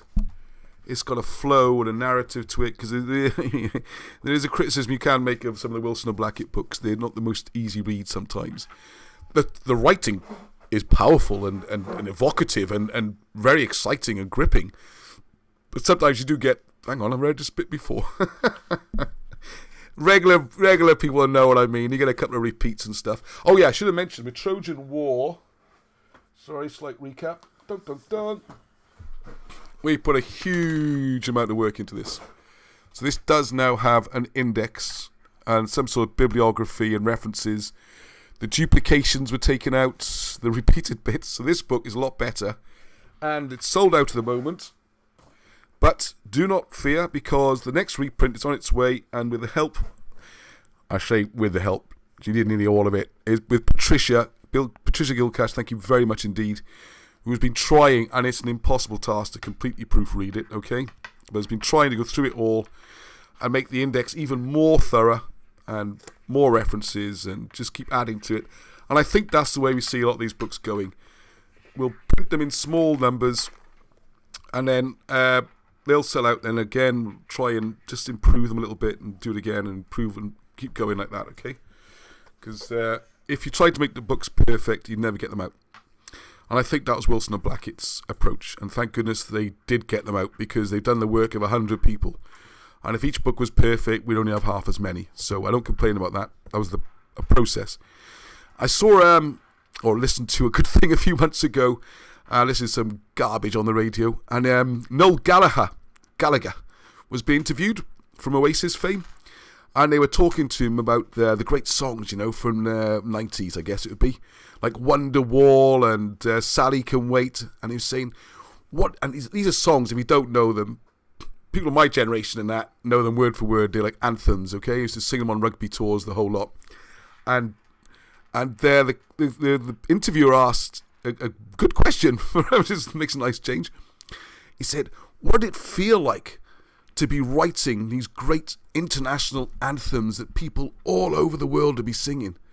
And he said, I certainly wasn't thinking that. He said, if I had realised I was doing that, I'd probably still not have finished the songs. And that was a brilliant comment. Brilliant. The main thing is get it out there. And I would say this to all those people who have got ideas, work they want to do, we'll see ideas you can get involved in. Do it. Just do it. It hasn't got to be perfect, right? It hasn't got to be perfect. It's got to be out there. That's the main thing, okay? Anyway, Arterius Rex Discovered. I should put that on the list. Big oversight. Because this gives a really good overview to mostly the South Wales stuff, really.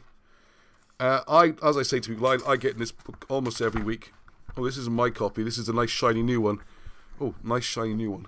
Because mine has got almost as much written as they did. I write all the margins and everything. I love this book. You can just open it almost on a random page and find something new or something you might have forgotten or get the details right. So I just go through the 7 sections, brief outline of the Arthurian dynasty, then the court and the fortress system. I talk about that a lot. Fortress Glamorgan, where they got the forts and how the coastline's defended, and the rivers and the valleys and the mountains are all part of it. It's genius and brilliant. Then the wars of King Arthur, and you got maps in there, how he campaigned up into Scotland and where he fought, all this kind of thing. Struggle for the throne, which, Mudrad and the civil wars. And I imagine the comic must come into that bit. Must do. Then it's also got a bit about the British kings and saints, and a little bit about the British Holy Family and those connections, and where the other kings lie, and the final evaluation. It's just family charts and maps and places to visit, and it's packed with small text. Might not look a big book, but there's a lot of words in here, a lot of value. And there's maps of layouts and places to go, and this is my guidebook. Which reminds me, there is one book we don't publish or sell, which is it usually lives right there. I can't remember. Holy Kingdom, that's right. Is that Adrian Gilbert's Holy Kingdom? Very good, Arnie. Yes, that's Adrian Gilbert's book. Yep, Arnie knows his stuff. this one is actually written by Adrian Gilbert. But it's Wilson and Blackett's work, more or less ghost written into, as you can see, it's falling apart because I've written so much all over this one as well. This, as the name suggests, concentrates very much on the arrival of Christianity and how the British kings were all tied in with Holy Family and the first churches and all that kind of stuff. And it's really well written.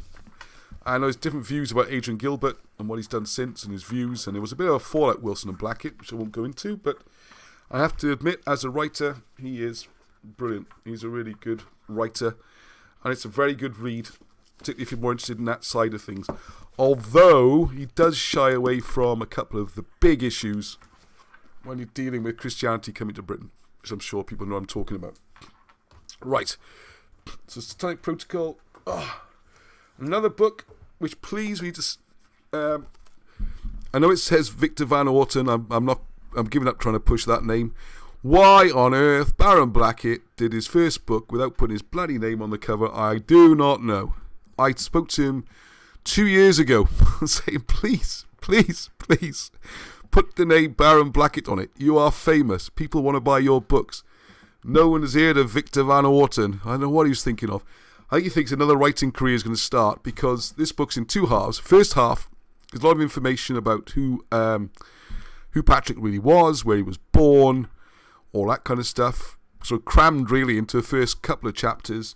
Then the second half of the book, he sees himself very much as sort of Dan Brown, where he's spitting out a lot of history in a novel format.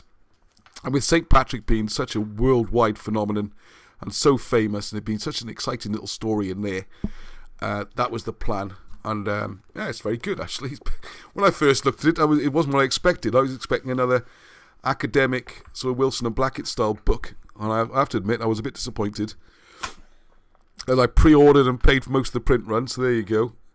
So I've got boxes of these now.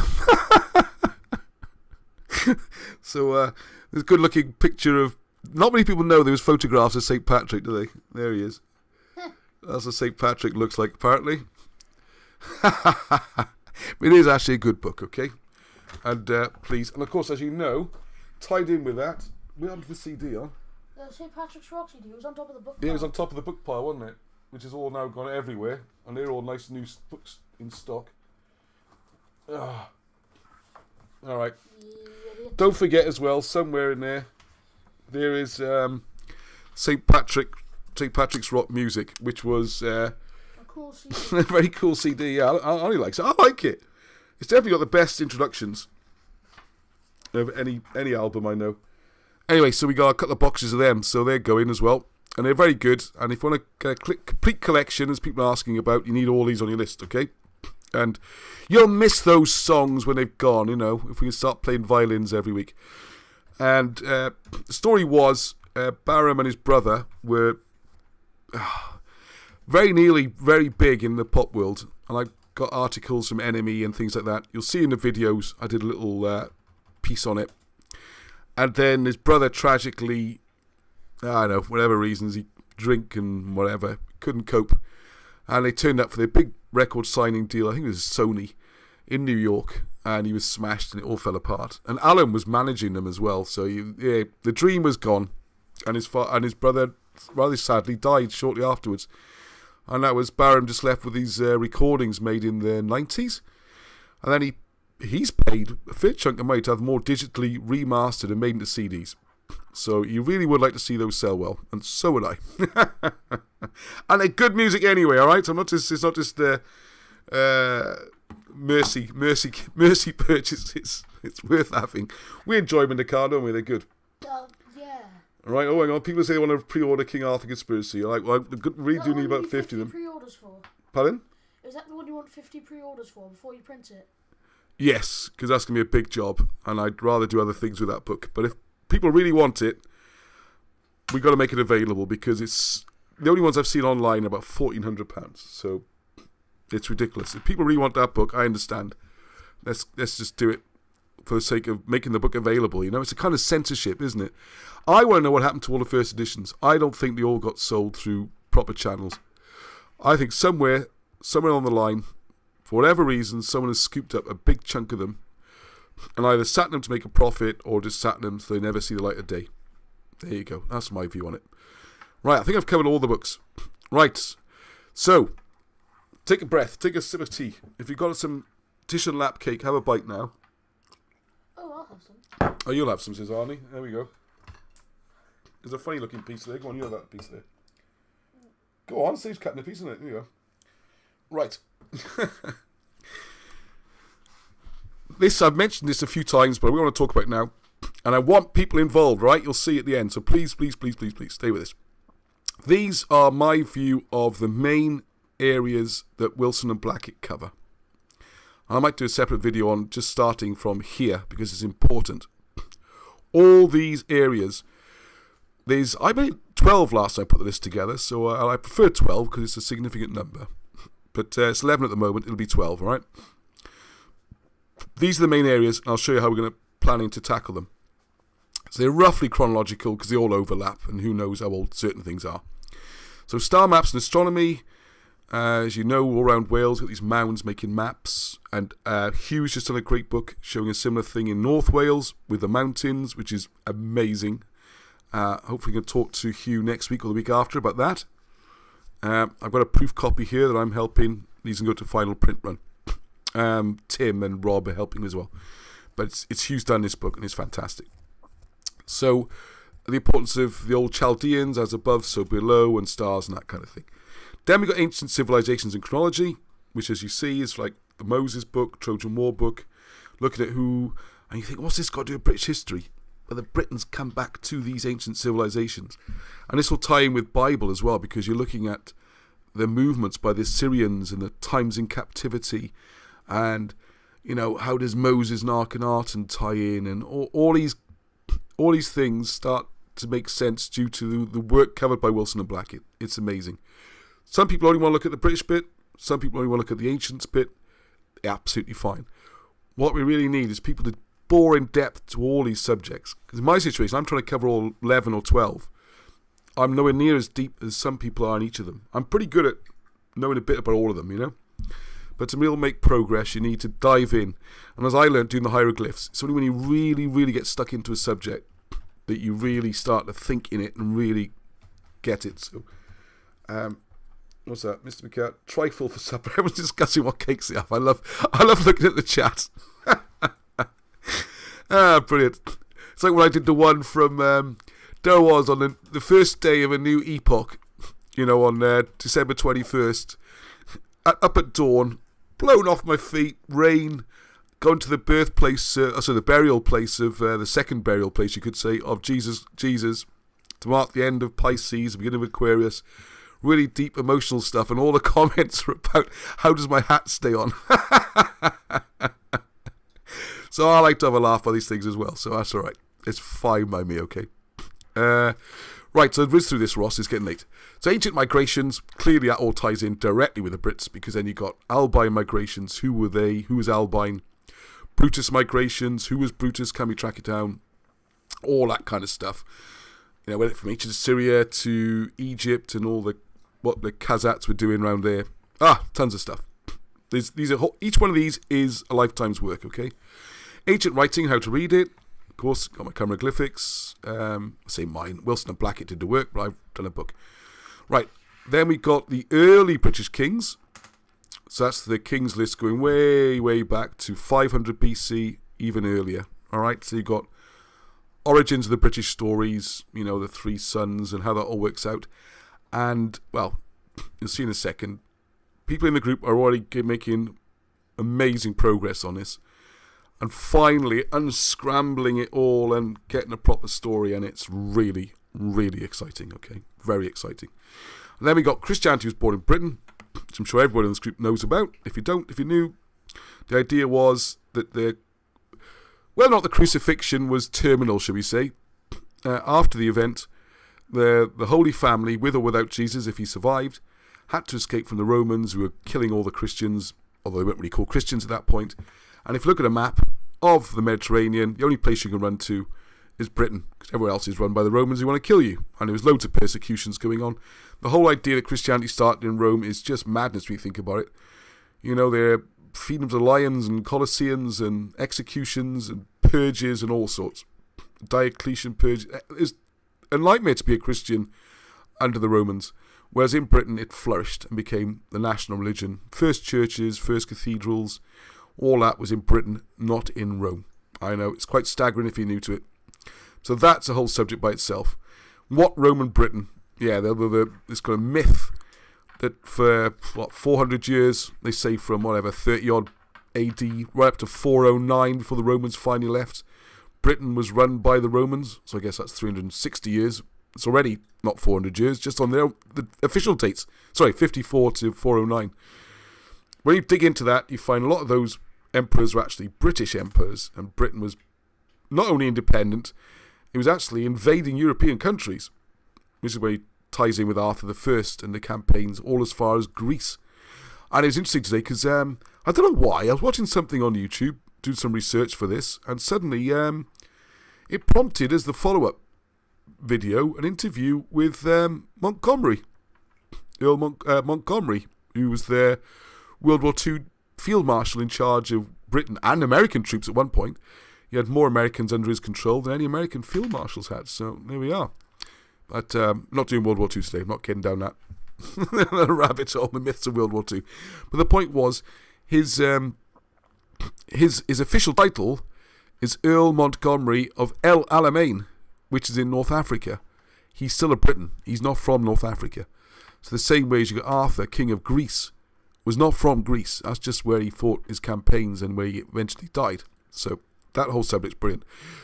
And again, researchers are piecing together all the kings and who they were and how they tie in. The whole point of ancient research is, and getting back to that earlier question about where's the Moses research come from, the whole point is to get multiple sources and try and make them match. If they're independent sources, brilliantly.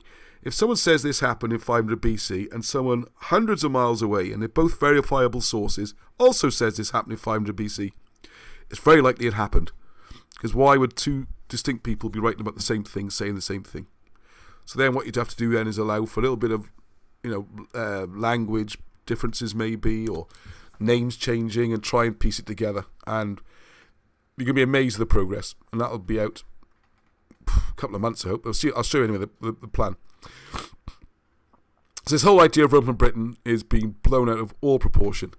In Wales, Wilson and Blackett reckon maybe 20 or 30 years, and all they had really was a toehold around Caerleon, like a trading port.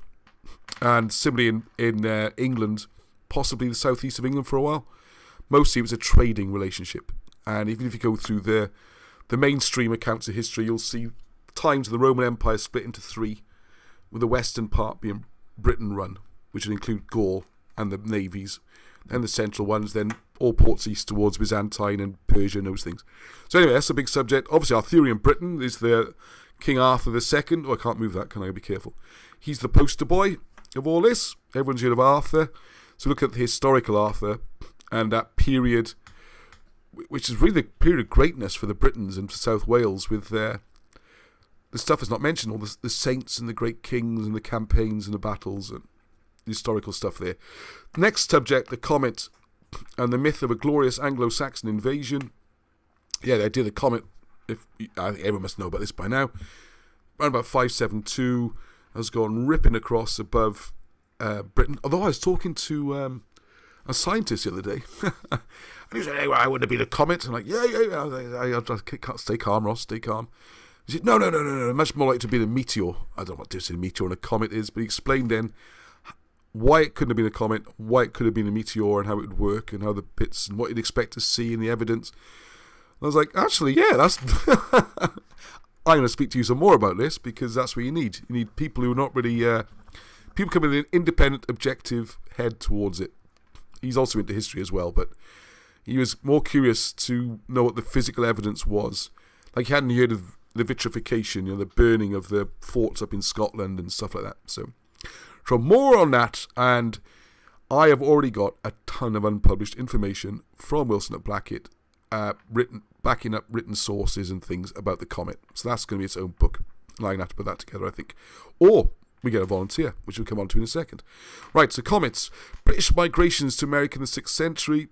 already covered some of that when we talked about King Arthur conspiracy, the story of Maddock and all that kind of thing. That's a separate subject, because the next stage is what happened to them in America. And I've been going about this for 2 years now, and it's so frustrating. Alan Wilson's last campaign, if you like, his last research project is, where did the Welsh go next? Or the Cymry, I should say.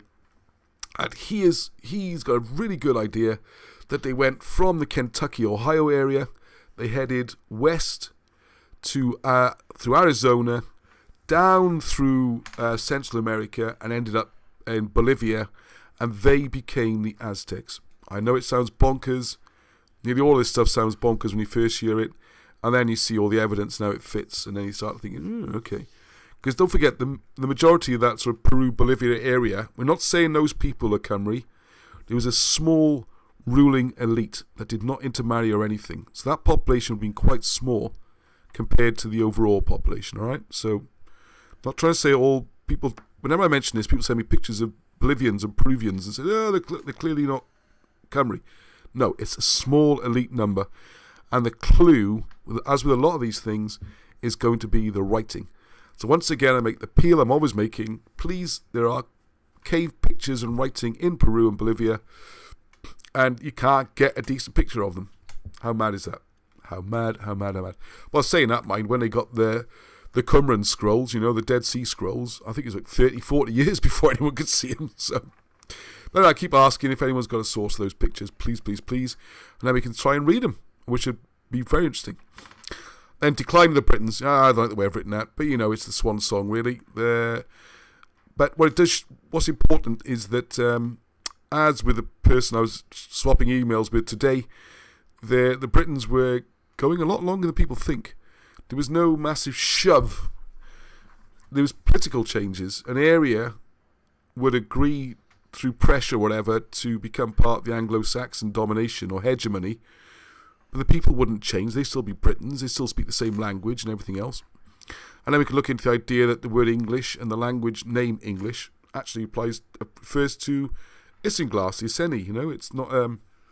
even that's not Anglo-Saxon. And things like Sutton Hoo and lots of the other things could be part of the... Britons. Alright, so that's a rough breakup into 11, 12 subjects. And the idea is then we produced a volume in each, so that people can buy a volume on the subject they're most interested in. It'll be well indexed, referenced, and if ever someone asks you a question, or you're in some sort of these Facebook arguments, or you just want to tell your friends, or you want to write something yourself, or what was it about Romans, pick out volume 1, 2, 3, 4, 5, 7, all the stuff about Romans will all be in there. So it'll be the unpublished and the published collated into 12 volumes, okay? Only got 11, should be 12. Right, so let's quickly go through this now. Right, okay, I've got to speed up. Alright, so you have to read some of this yourself. So I'm going through them one by one. So Star Maps Astronomy, what's coming, alright? So we got the compilation of all the information in Ark of the Covenant, things like that. Wilson and Blackett's, let's say I want to do a separate book from King Arthur Conspiracy, just about the Mabinogi and the stars. Hugh Evans, it's his own book. We haven't published it, or edited it or anything, or we've given some feedback. So I'm including it in here. I hope Hugh doesn't mind, because it's all part of this kind of bigger scheme of things. I encourage people to buy his book as well, and I'm going to be pushing that in a week or two, do an interview. Right, then we got I'm putting a bit of pressure on now, because we got Steve Willett, who does he's on his annual meditation at the moment, Bob Beavens, people like that. They're doing a lot of work on the Babylonian connections and how it all ties in with the maps on the ground. We want to get that out there, so crack on. Next one, Ancient Civilizations and Chronology. So we've already got Moses and the Hieroglyphs. We've already got Trojan Wars. I've also got a book which I've got the manuscript for, Birth of Religions. It won't be called that. Well, they might do. Not a bad name. And also, we got Marshall Adams, Abraham's, I beg your pardon. Is already 95%. The last 5% could take longer than 95%. But no, it's almost there. A book more about the Trojan War and directly how that ties in with migrations to Britain. I can't say too much about that because there's a few massive twists in the story. I can't wait to take a copy up to show Alan and Barham, because they'll love this. It vindicates so much of what they've done. It's like that little missing little. There's this thing that Wilson and Blackett have done. There's a little gap there, and they've just bang that nail in there, and there's no gaps. It's great. It's cracking. So that kind of ties in with ancient migrations. So they bring together all the Wilson and Blackett stuff and make that into a volume about the ancient migrations. Again, that ties in with new research by Marchell and other people. Please, if you want to get involved, you can, all right? As you can see, there's tons to do. Ancient writing and how to read it. I've done my hieroglyphics. Second one is coming out in the next few weeks. I would like, as you can see, I'm going to be tied up doing all these other projects. So if someone out there, you're not treading on my toes, I will help you as all the way, is to produce a book on how to read Etruscan. It's not as daunting as it might sound, all right? It really isn't. It's a logical system. My poor old dad, one of the things he used to say to me when I was struggling with my to learn French at school, he said, "Oh, it can't be that difficult. There's 4-year-olds speaking it in France." It's very much like that, okay? It might look very strange and obscure to us, but it was designed for children to learn, all right? It's not that difficult. And I reckon they've got cuneiform wrong and Paleo-Hebrew. So if I was a different kind of person, I would say goodbye to everyone now, and I'm going to hide in a cave for the next 3 years and come out with a book on Etruscan, a book on cuneiform, and a book on Hebrew and Paleo-Hebrew. Well, I'd probably go mad as well. So if anyone else wants to jump in, please contact me. You can do it. I'll help you. I'll give you all the information, your name on the cover, the lot, right? You can even get some money for doing it, okay? Because all the writers do get some money for doing these things, okay? It's only fair. Right. It's funny, everyone comes to me and says, "I don't want any money, I'll do it for nothing." I always insist, no. You have to get some money for it. It's for your own self-esteem and continuation, and if it ever got very big, the money gets shared out, alright? That's the idea. Hopefully it gets very big and everyone gets a share, and this thing's going to be great. We can build a museum one day to Wilson and Blackett's work and Britain's history. Alright, it's what governments used to do. Right, no, I can't get onto the politics. Stay off today's politics. Just a little nudge for you. Someone posted something about the petitions that have gone through for changes to the Welsh, what do they call it? The work that children are going to do throughout the school year. Oh, sorry, boys, not finished yet. The syllabus.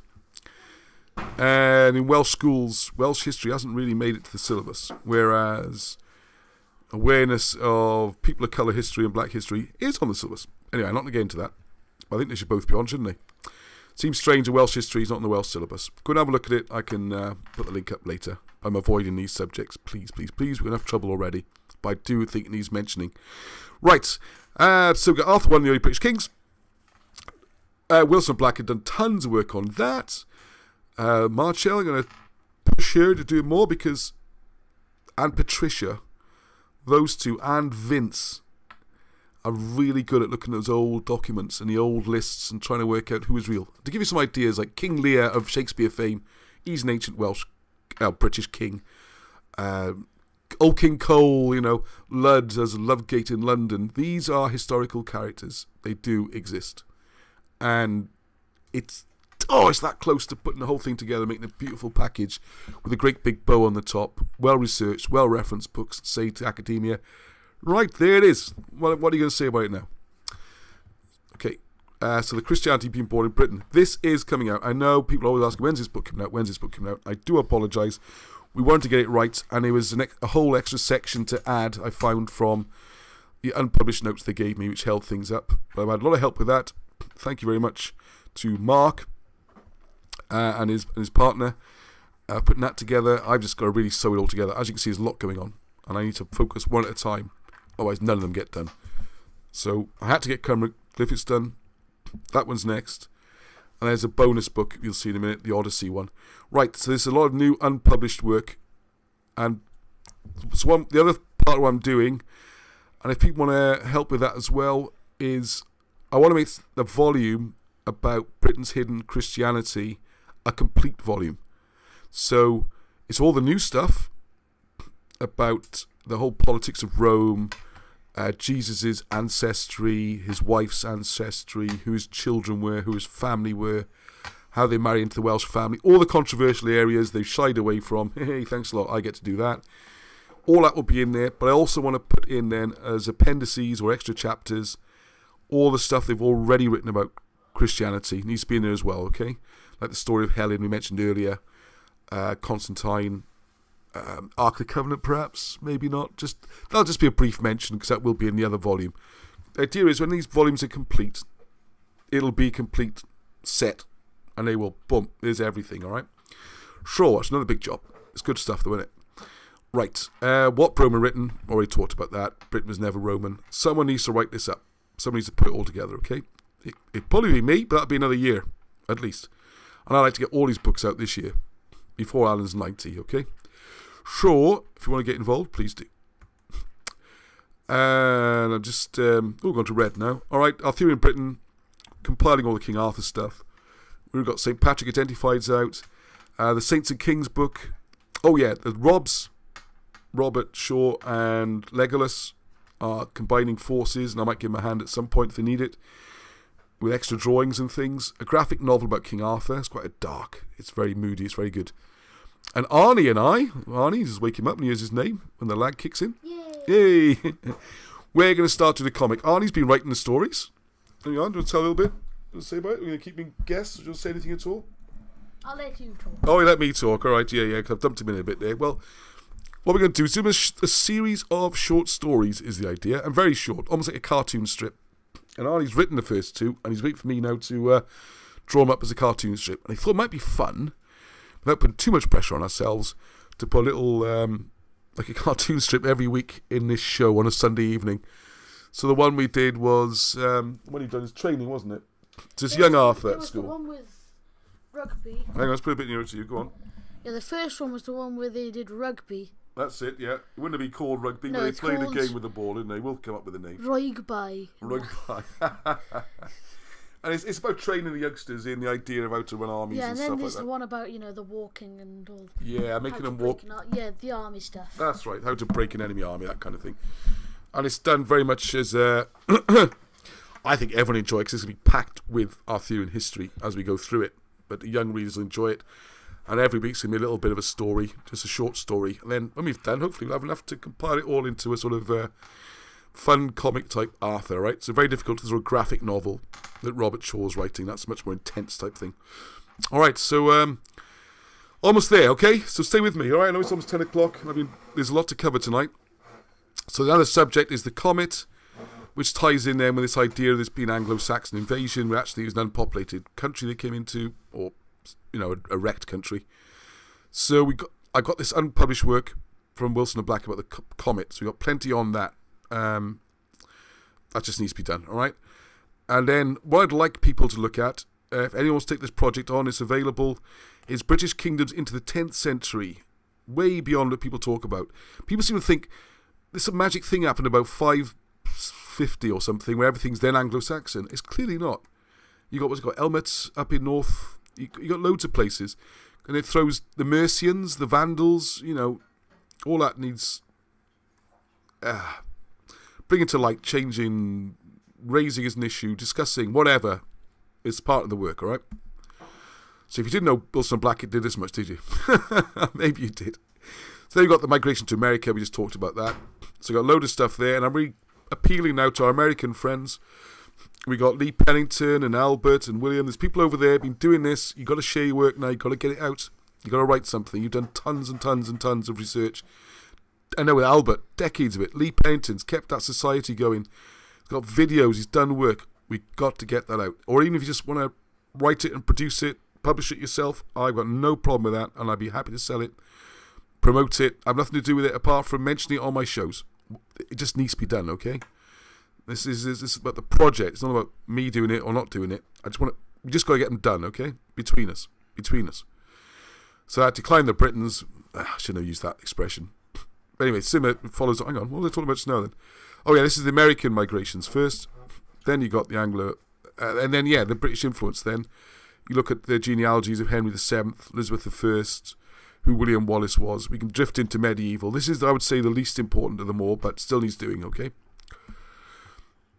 Bonus books. All these books are on the way. Well, as you know, these are out, actually, apart from First Odyssey, which, if you're not aware, is the story, and we got some more information on this, just to add a little bit more information. Well done. I think it was Patricia. Yep, pretty sure it was Patricia on that one. And First Odyssey about this first trip around the world. And why haven't I just published that one? It's done. And these are books that are available. My dad's book there, and Denzel, really nice. It's just not heavy history, just 1950s Air Force. Architecture of Power, Robert Shaw. You have to get a copy if you haven't already. Where are they on? Where's Architecture of Power? It's gone missing. Oh. Duh! I thought I had all the books. Must be on the bottom. No. Probably under something. Let me have a quick look. Yeah, I would dive through there, Arnie. That book is really important. I've got big hopes. Found it. Thank you. Oh, it's just dropped down there. You haven't got it. Not really set up for doing this bigger presentation. There you go. This one. I've got big hopes for this to be the breakout book. It's already selling pretty well, and people are loving it. And it's going to go out, I think, to booksellers and all that kind of stuff.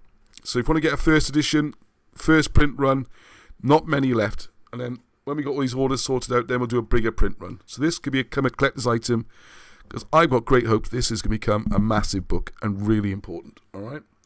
So grab that one while you can, okay? Satanic Protocol I've talked about, and I think I've got 5 of those available, I think. I'll probably get more, but I don't really want to. And there we are. Yeah, there we go. Eamon Denzel, nice little pictorial account of 1950s Air Force. Bit different, my dad's personal account, so very light. Okay, look at that. I hope you all recognise who's on that poster there. Yeah. It's Lord Wilsoner. Yeah, Lord Wilsoner, that's right, yes. So Britons want you, okay? Don't get off the hook. Different ways you can help, alright? You haven't got to write a book. Not everyone's up for writing a book. It's not your skills, not your time, or you can't be bothered, whatever. There are other things you can do. Everyone can do. Share these videos. Spread the word. Tell people about it. This year, amazingly, I was looking back. Back in these weekly broadcasts only started in, just checked all this today, May I think it was. It's episode 33, so you can work it out, 33 weeks ago. It's already grown and grown and grown. Fantastic. Subscribers have grown. Number of live viewers has grown. A few switched off. That's great. That's comforting, isn't it? It is a long one. And people have to go do other things. But anyway, so that's all grown. It needs to grow again, okay? To make this successful, to really make a splash, to get Wilson and Blackett's work out there, to get Britain's history out there, we need to get to 10,000 next year. We hope to get to 1,000 this year. We overshot that. 1,300. So please spread the word. Tell people about the video. Share the link on your Facebook timelines. Whatever. Just get people to have a look. Maybe this video's... And Arnie, yeah. I want an Arnie Presents, of course. But maybe this video's too much for people first go. Or show them a shorter video. Just try and spread the word, okay? Everyone can do that. That's easy. And people are very good at buying the books. I have to say, I'm amazed. The loyalty from customers, people come back again and again and again, buying the books. It's great. So please support that, because that's the only income. And then the Patreon, of course. Any ideas you might have? Like we've got Mr. Tomlin, Michael, has come forward with ideas for T-shirts and mugs and all that kind of thing. So that'll all help. Because it's kind of advertising as well, isn't it? And then we've got the greeting cards. So all these things need to be done. Need help to do it all. Patreon would be great. Maybe get a helper in these COVID days. Who knows what you can do. Was Arnie just self-promoting you on? A bit of shameless self-promotion from Arnie. Advertising the Lord of the Wings movie. Sorry, I missed loads of comments there. And Arnie's been wandering off promoting his own channel. The best book of 20 so far is Architecture of Power. Yeah, it is really fantastic. I think it's going to be huge, that book. Yeah, share links, get people the books. Give people the books as presents. I think the greetings cards, have little nuggets of history on them. They might be a way of doing it. Let's just kind of, spread the word and get it out there. All right, so 4. I think that's it. Huh. You've done it. Yes, promote the channel and other historical videos. Yeah, it looks better if other people do that instead of me spamming it, as it were. Make that poster available so we can share it. Well, the one of Alan Wilson as Kitchener. It's funny, isn't it? Spent hours and hours and hours producing artwork. This one was like a 5-minute job, actually. Yeah, this one's the best. And this is the best one. Well, I'd already drawn Alan's face. I just had to move his eyes round to get him staring at you. And people like this one. Yeah, actually, that would be good, wouldn't it? Perhaps you should do that as a mug as well. That'd be quite cool. Just change the layout a bit. We have to change the bottom. So, anyone got any ideas? Join your country's army. That's okay. God save the king. Yeah, I have to change God save the king, perhaps, or maybe not. Just as it is. Don't overthink it. What do people think? What else are people saying there? Ross, your efforts allowed this information. Arnie is great. Arnie is great. Says Arnie, yeah? No. Maniac. Oh, right, there we are. I got one fan. Right, okay. Ross, your efforts allowed this information to be more readily available. Thank you. Which kept W&B's work alive. The history is alive. Yes. Now, yes, thank you very much. Yes, it's been an absolute joy to do it. And the most amazing thing about it, and I go on about this all the time, is the positive support from everybody is truly overwhelming, and that's the big thank you I want to make at the end of what's been a difficult year, personally and nationally and internationally, as you all know, right? The support from people in this group has been absolutely incredible, off the charts. The spirit in the discussions on the Facebook group, the positive comments I get, the well dones and the support and thank yous, and just nice, and I love emailing back and forth. I'm sorry I'm a bit slow sometimes. I try my best, but it does build up the backlog sometimes. People sending in information, being kind to each other. This, to me, I always say hedwch at the end of every broadcast, and I mean it. And I really feel we've got that spirit of peace here. It's not an angry movement. This isn't... there are issues you could get angry about. We all know that. But the love and comradeship that I've found doing this has been fantastic. And I'd highly recommend people to... I know it's difficult at the moment because of COVID and all these kind of things we've got to deal with. But everybody without exception who I have gone on a walk with to see a place, or even chatted on the phone, but particularly the ones I've gone on walks with to visit a place, we've got on absolutely fantastically. No crosswords, no problems, no egos. There's no one there saying, this is how it is and I know it, That's not the style. You won't get me saying that. The more I find out about this, the more I realise I don't know, and I make mistakes all the time. And I think it's actually a mantra, I would say, to try in everyone's lives every week, to try and find an excuse to admit you got something wrong. It's a good habit to get into. It really is. And people think more of you, not less, okay? And it's that kind of spirit of cooperation and friendliness that's going to get us somewhere with this. It's really is make a difference. For me, spiritually and emotionally, it's given me a purpose. I made so many friends. I love all the messages of support. I love to see what we're doing, Wilson and Blackett. History was hanging on by its fingernails when they came along in the 80s. If particularly Alan, but he wouldn't have done it without Barham. You should remember this. Barham Blackett's one who organised everything, filed everything, typed up everything, did all that kind of work. And he's a clever bloke as well, right? Don't underestimate him. But Alan Wilson, by living so long, and by that freak of history where he got evacuated to West Wales, where the young men had all gone to the war, and the old men were teaching him. So, with him being almost 90 now, and the people teaching him 80, you're like 160, 170 years bridge of oral tradition and history that would have been lost if it not come to such an exceptional person as Alan Wilson, who could just remember it all, write it all in his fantastic style and the gripping narrative. All right, it needs some editing and that kind of thing, but it's still very powerful stuff. And if you see him speak or meet him, and I really want to try and arrange, as soon as these lockdowns are over, I can arrange so people can get to meet these people themselves. There's an old saying, you should never meet your heroes. Well, Alan Wilson is one you want to meet. All right, he's just, there's something magical about him.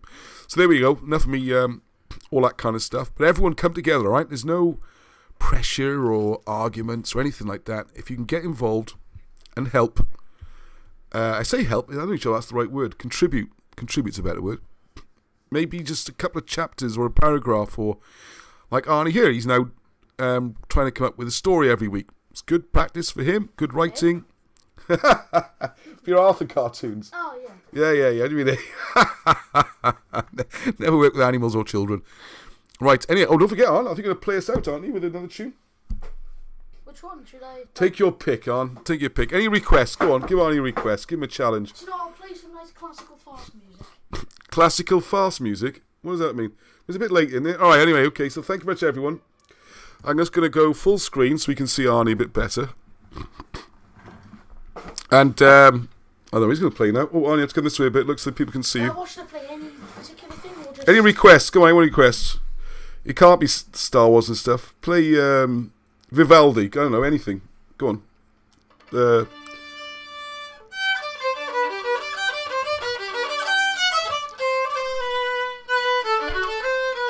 Until next time, Heather.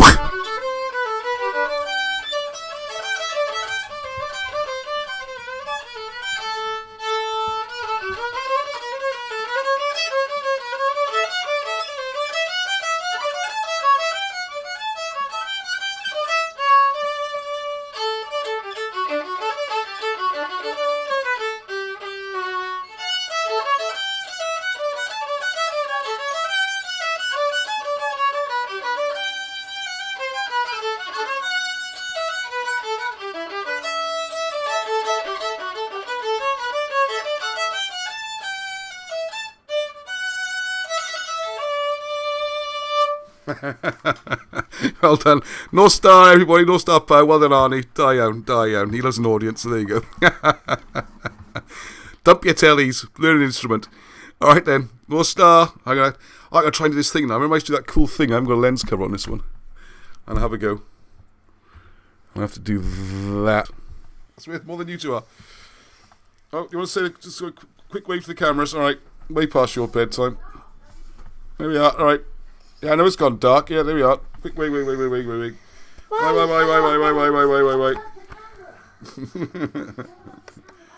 Alright, I should have screen shared. Like they say, good no star. No star. Heather, Plow, Heather. Alright. What I'm going to do is this. And hopefully you still got... Yeah, there we go. You still got the Britons need you bit. You just can't see us now. Alright, okay. Off we go. Daddy, Bedtime, you you lot. something, Daddy, that we did. Oh, I got to judge something you made. Alright, okay. Let me just turn it.